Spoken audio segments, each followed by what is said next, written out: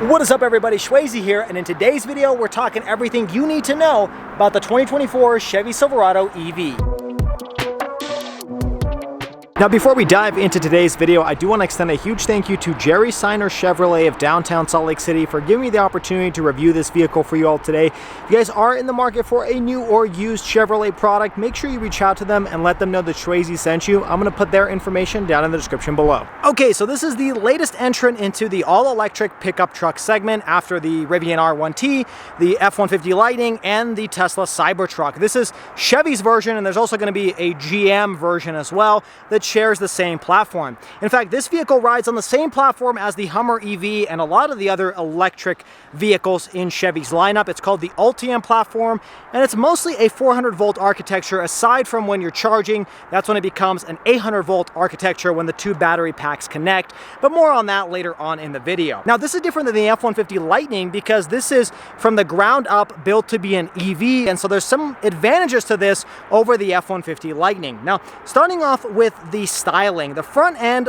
looks kind of similar to all other Chevys out there. I mean, you really couldn't tell that this is an EV. However, some of the higher trim levels will have this giant light bar up front. I feel like that's a rite of passage for electric pickup trucks since all of them have a large light bar up front, similar to the Rivian R1T back there. But this one, being the work truck, just has these LED daytime running lights. Your headlights are over here. Also LEDs, auto high beam. You do have this plastic grille over here, which I don't necessarily love, but this is a work truck, so it's not meant to be the more premium version. You do have some air inlets over here, and you've got a front parking camera, which is nice to have when you're parking this large vehicle. And this is more of that texturized plastic material, which should hold up better the test of time. Now, this vehicle has very large proportions, very similar to other pickup trucks on the market. Now, jumping to these wheels, these are 265/70 R18s, and they've kind of got a decent gloss black shimmer to them, but it gets dirty pretty easily, as you can see on camera. You have these plastic black fender flares, and then this one has the white exterior coat with the blacked out side view mirrors.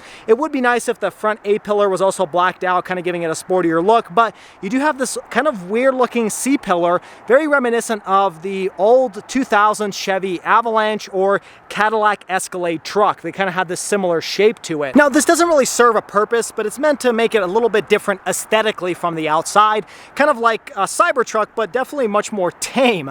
Now, in terms of the length of this vehicle, it's very similar to the F-150 Lightning at about 233.1 inches. So this is definitely a full-size pickup truck, and it only comes in this one configuration. You got the crew cab 4-door with the 5-foot 11-inch bed. So it's a pretty large bed back here.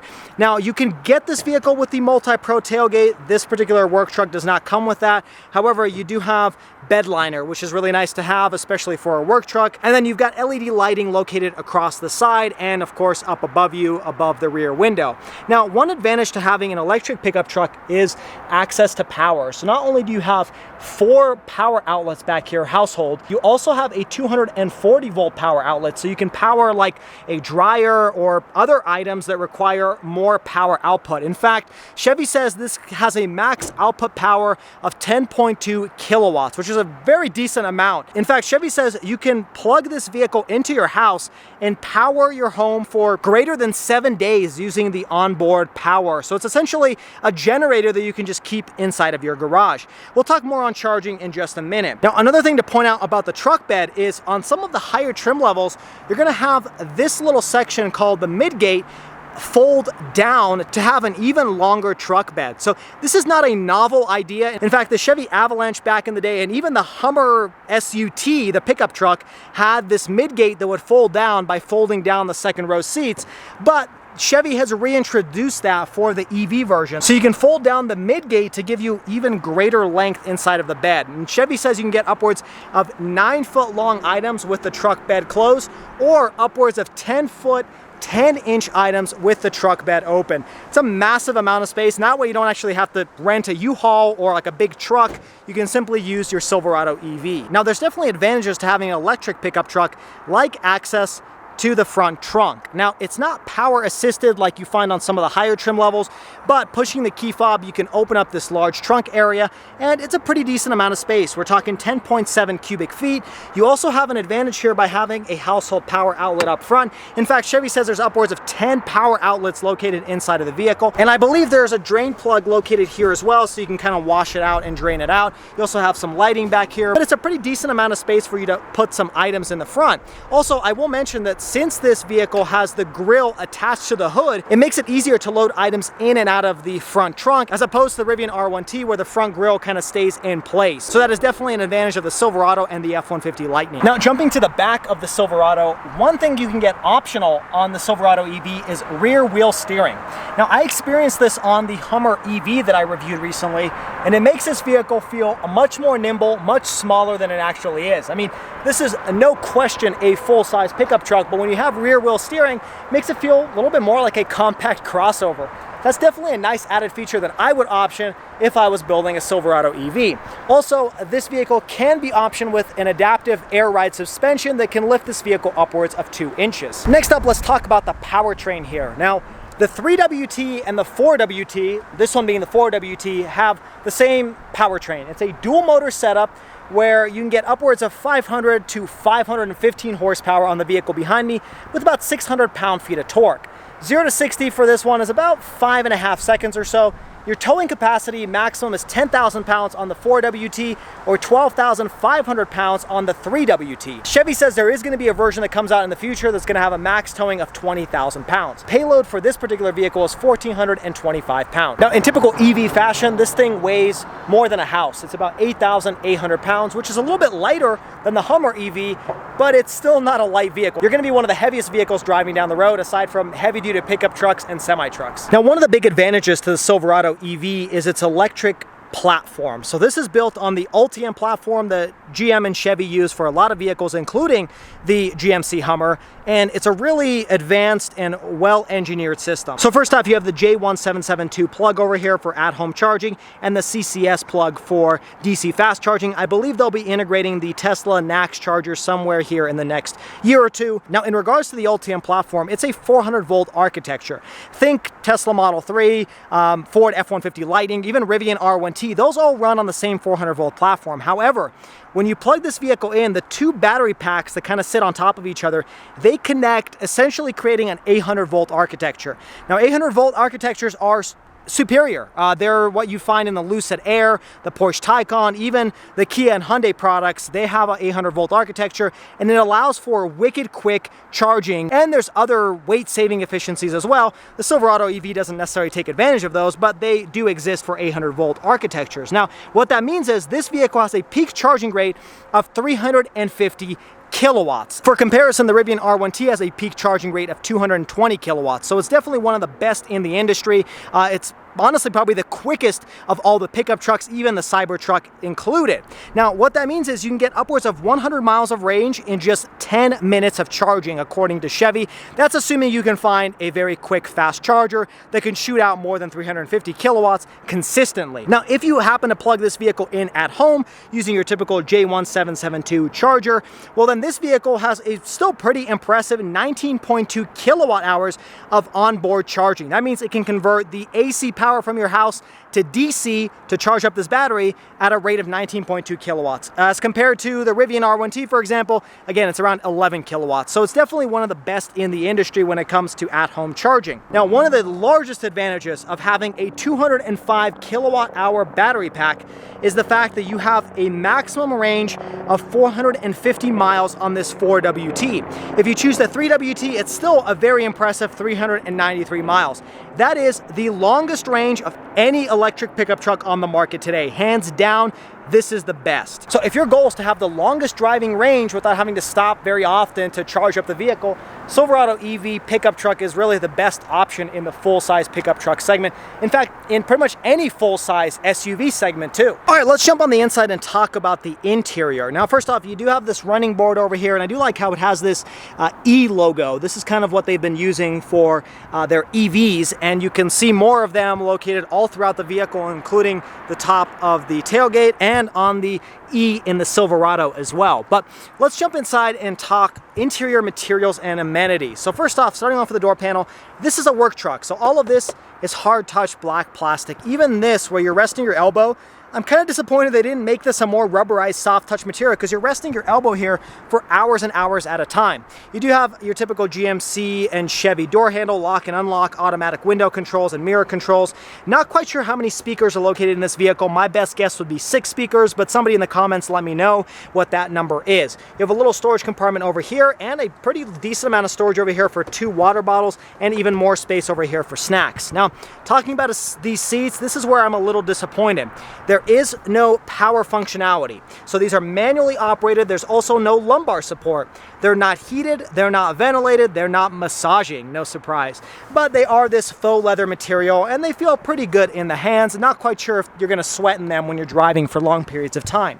Jumping inside, to turn this vehicle on, you actually have to just push the brake pedal. So as long as you have the key in your pocket, the vehicle turns on.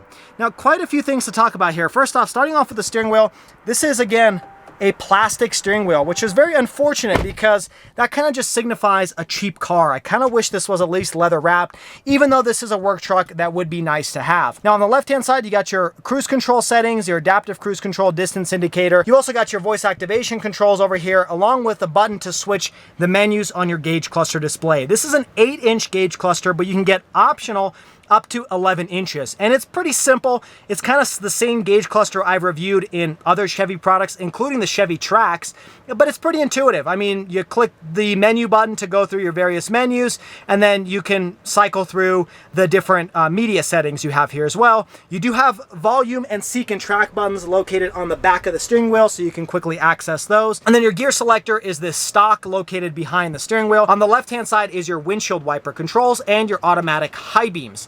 Now, on the left of the steering wheel, this is where you're going to find some buttons for your parking brake, your lane keep assist, your front opening, and your trailer information, along with your trailer brake controller located over here with your brake gain. Moving upwards, you've got an air vent, and then this is all hard touch plastic material. It's got a texture to it, but it's all hard touch material. There's no leather touch surfaces or anything like that. Again, keep in mind, this is a work truck. It's meant to be more utilitarian. Now, jumping to the center over here, this is an 11-inch touchscreen display.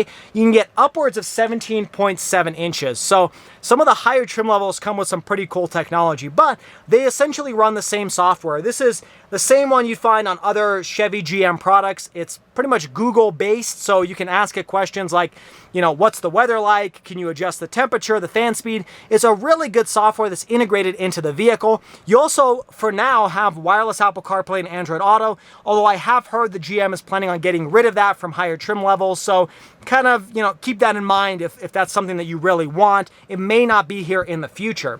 Now, this also comes standard with 360-degree camera. So you push this button, you can actually move it to your quick access buttons, and you can instantly pull up all the camera angles. I think GM and Chevy do a fantastic job at that, some of the best in the industry, and the camera quality is really good as well. But as you can see here, I can drag this over into the quick access panel, so you can always have those buttons on the left-hand side. You do have a charging button where you can set a schedule. You can see, you know, what your full range is like and how long it takes to charge. You can control your headlights over here, which is something that people complain about because everything's baked into the UI now. You've got Google built in for your navigation, and then you've got a home menu where you can cycle through various things like your Wi-Fi hotspot and your typical climate control settings. You also have a physical volume knob here. So for those of you that don't like that built into the UI, you have that access there along with the steering wheel. And then moving down below your air vents, you've got redundant controls for your climate control. So not only can you control stuff up here, but you've got physical buttons for that as well, for your temperature, your fan speed, where the airflow is blowing. That's really nice to have, and it's finished in this piano black plastic material.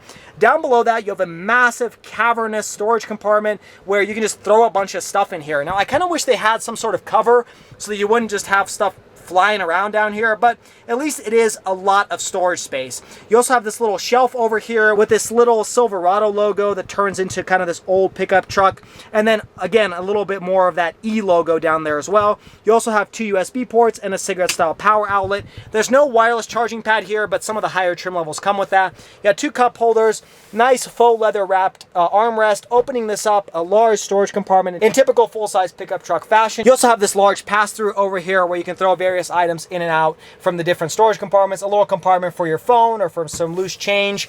And then up above you, you don't have any digital rear view camera mirror. That's your typical LED lighting. And then there's no sunroof or moonroof option on the work truck version. That pretty much finishes off the first row. Let's jump into the second row and show you some of the amenities there. Jumping into the second row in typical full-size pickup truck territory, there's plenty of space back here.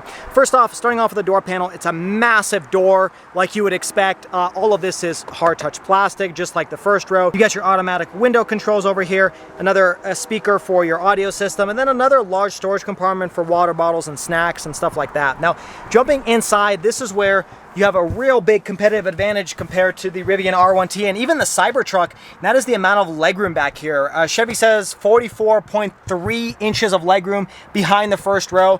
I mean, this is like a limousine. It's massive. It's bigger than pretty much any other vehicle I've reviewed aside from maybe other pickup trucks.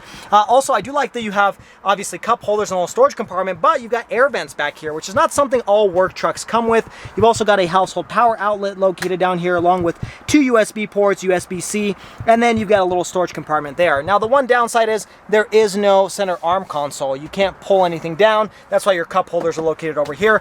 But I do like the rubber floor mats. That way you can kind of wash them out and not have to worry about tracking dirt in and out. And then another big advantage to this vehicle is look at how much space you have when you lift up the second row seat. I mean, you can easily put large items back here without having to put them into the truck bed. You also have a smaller storage compartment located back here, so you can put like a jack or a torque wrench or something like that, and that way it's not rolling around.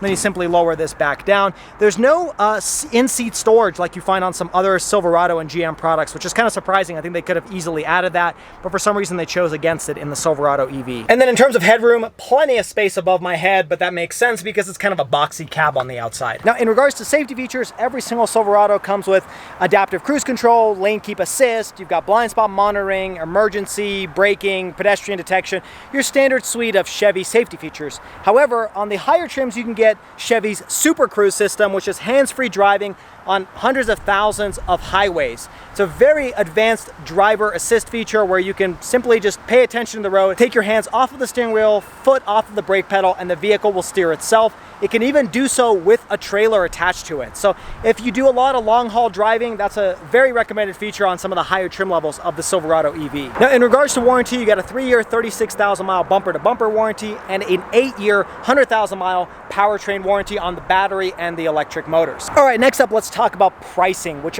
I think is this vehicle's Achilles heel. Now, when they initially announced the Silverado EV back in January of 2022, they said the work truck would start just under $40,000. This one is the work truck, and the starting price of the 3WT as of 2024 was just around $75,000. This particular one, the 4WT, has an $80,000 price tag. That's a far cry from the under $40,000 starting price. Now, the reason I have a problem with that starting price is it's just not competitive. Taking a look at an F-150 Lightning in the XLT trim level, it starts at $63,000. If you step up to the Lariat, it's about $77,000, and those are pretty well equipped.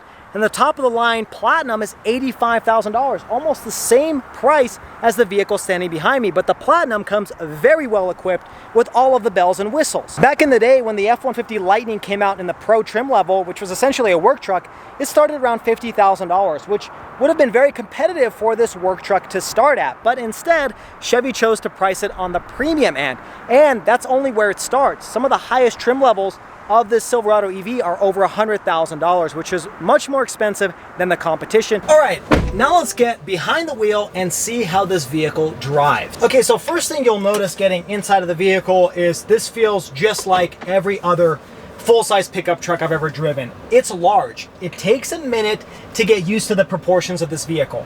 Now, I can't say it's larger than, you know, a traditional pickup truck, but it's not small. It's definitely larger than my R1T, and honestly, it almost feels as large as the Hummer EV, which is saying something because that thing is massive. Now, I will say it's a very hot day today. It's 91 degrees right now, and the AC in this thing is awesome. So, if anything, regardless of price, regardless of how this thing feels, the air conditioning is very strong. So take that for what it's worth. Now, just driving around this parking lot, I noticed that the vehicle has pretty aggressive regen. It's pretty similar to some of the Tesla and Rivian products. It's a little bit stronger than even the F-150 Lightning. I'm pretty sure you can adjust it using the infotainment screen, but you do have a strong setting as kind of your base.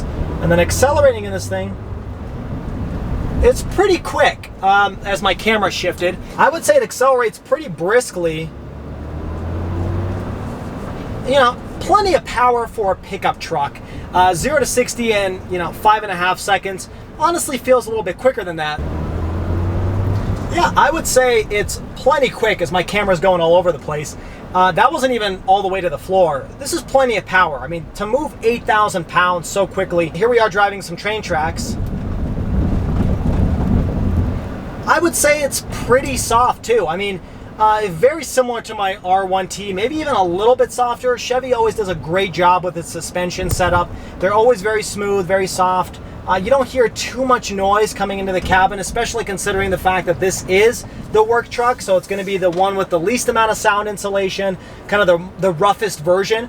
This is plenty fine. Now, maybe not as refined as an F-150 Lightning Platinum Edition, but just as good as all the other trim levels. And again, acceleration-wise, I mean, this thing has plenty of power, plenty of get-up.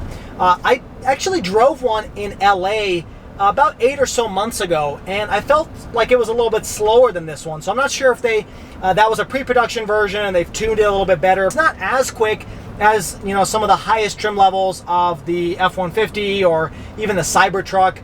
But for a pickup truck, I mean, this is quicker than any of the internal combustion engine version ones. But it's a perfectly fine truck. My one issue with it is the pricing.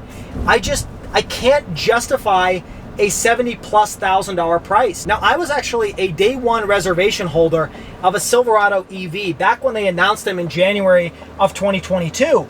And that's because back then the pricing was $40,000. And at that price point, it was very compelling for a pickup truck with over 400 miles.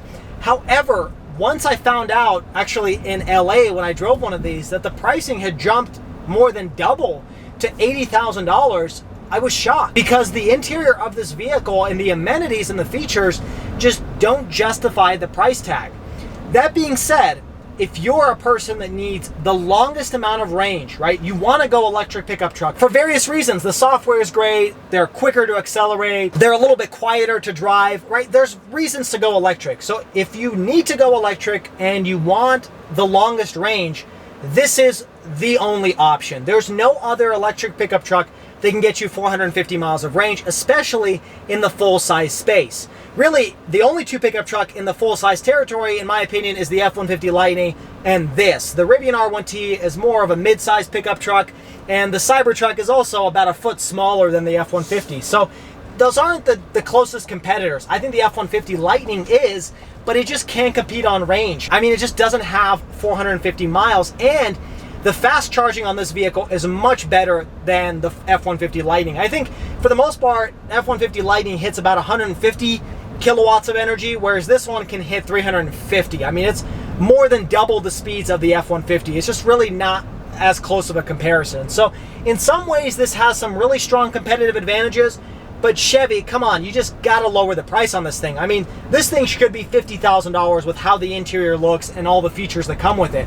At 70 plus, I mean, this one being $80,000, it's just, that is a tough pill to swallow for a vehicle that doesn't even have heated seats. It just can't be justified. But what are your thoughts on the Chevy Silverado EV? It definitely has some advantages, but pricing is most definitely not one of them. If you guys enjoyed this video, hit that like button and subscribe to the channel for all of the weekly car videos. Also, check me out on all the social media at SchwayZ_. And until next time, everybody, I hope you stay SchwayZ, stay healthy, have a wonderful day.